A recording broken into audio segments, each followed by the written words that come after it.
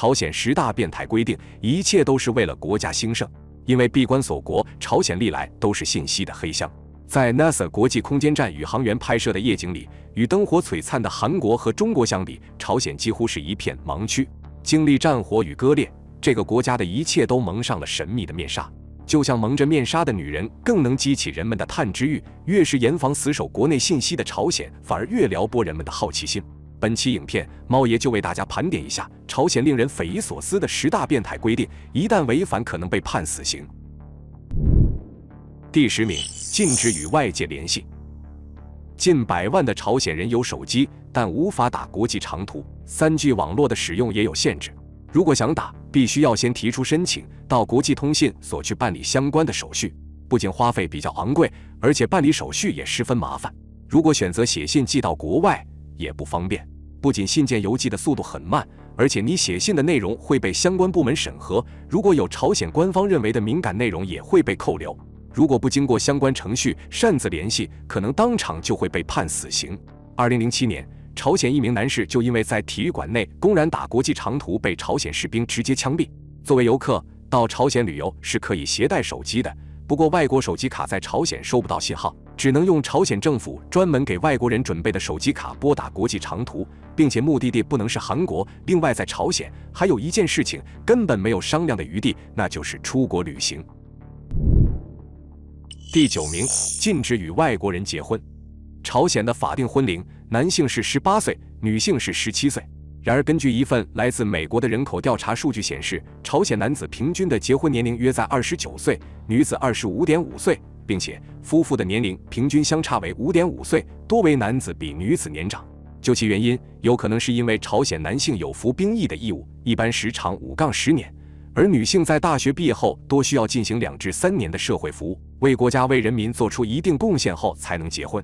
美国记者芭芭拉·德米克在他的成名作《北韩人民的真实生活》中描述过这样一对朝鲜情侣，花了3年的时间才牵手，又花了6年才接吻，26岁时还不知道如何怀上孩子。对于思想守旧的朝鲜人民来说，跟外国人结婚更是想都不敢想，很多人潜意识里就会觉得这样是在玷污自己的民族血统。而朝鲜法律禁止早婚，也禁止与外国人通婚，除非有领导人的特批。一个没有朝鲜国籍的男人，如果想要跟朝鲜女人有一桩被朝鲜法律承认的婚姻，唯一的可能性是首先变成朝鲜公民。但猫爷估计大家看完本期影片，没有人会愿意当这个大冤种。第8名，犯罪牵连3代。为了防止在监狱服刑的罪犯逃跑，朝鲜法律规定，一旦犯人越狱，将获连3代。对于那些被当成是民族叛徒的脱北者，则更加严厉，一人出逃，全族被罚。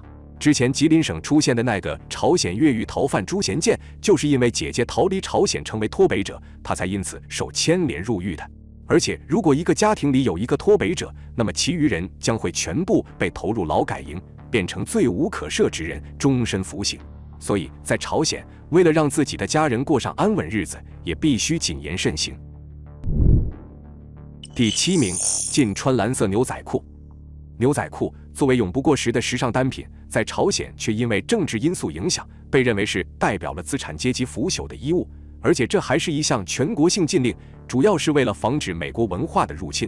此外，朝鲜政府还禁止紧身牛仔裤、鼻环、唇环以及有牌子的 T 恤衫等等。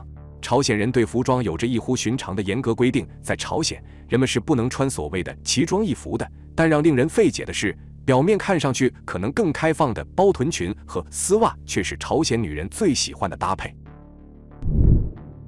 第6名，禁止引入外界刊物。韩国的娱乐业极为发达，明星偶像众多，各种综艺节目更是花样翻新，这也给老邻居朝鲜造成了不小的冲击，所以很多朝鲜年轻人会通过购买 DVD 碟片等方式偷看韩国电影和电视剧。但在朝鲜，民众要看的一切都要经政府筛选，国家电视节目也只有3个电视频道，播放的内容都带有政府宣传作用。而且，商业广告在朝鲜是被法律明确禁止的，无论是公共网络还是公共建筑，人们都看不到它的存在，政府会自动过滤广告。包括各种外国杂志也是一样的待遇，能引入的只有朝鲜当地的教育或政治内容。之前就发生过，朝鲜劳动党中央书记崔龙海就因为儿子收看韩剧被发现，主动要求与儿子一起接受革命教育。朝鲜6名教授因偷看韩剧也遭到了降职处理，最后被发配到发电厂做苦工。据韩国媒体报道，朝鲜曾公开处决约80人，其中绝大多数是因观看走私进口的韩国电视剧而遭击毙。第5名，禁止宗教。在朝鲜，如果敢私藏圣经，那你就危险了。朝鲜政府把圣经视为资本主义腐蚀朝鲜民众的手段，人们唯一信仰的神只能是政府和金氏家族，只能崇拜他们的领袖，不能敬拜任何其他的神。法律明令规定了拥有圣经不合法，一经发现民众私藏圣经，轻则入狱，重则被处死。朝鲜对于几乎所有西方世界事物都采取抗拒的态度，当然也包括圣诞树在内。有一次，韩国一个天主教团体在38度线非军事区立起一棵圣诞树，让朝鲜如临大敌，声称这是韩国针对朝鲜的心理战，指责这种鲁莽的挑衅行为将挑起争端。如果韩国不撤走圣诞树，朝鲜将直接用火炮予以摧毁。第4名，禁止染发。2013年，金正恩决定对国人的发型进行限制，推出最适宜国人的28款发型。几乎每个朝鲜理发店墙面上都会挂着2幅样例画，18种为女性发饰，10种为男性发饰。有没有感受到迎面扑来的上世纪90年代中国女性画风？而且就在这18种复古的发饰中，当局规定未婚女性发型还要更简单，已婚女性才能在头发上动点花样。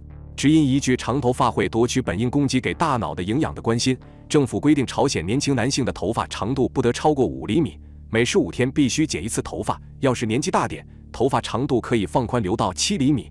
离谱的是，街上真的会有警察拿尺子测量，不合格当场逮捕吃牢饭。不过，我们常见的朝鲜领导人雄心壮志款发型却不在里面，其实也挺嘲讽的。第3名，禁黄。在朝鲜，看黄片是犯法的，而且要面临很重的惩罚，最高5年的劳教。因为外国录像资料的泛滥，金正恩曾亲自做出严禁观看小电影的批示。对于朝鲜来说，美日韩不仅是一个潜在的军事目标，而且也是一个阴险的道德威胁。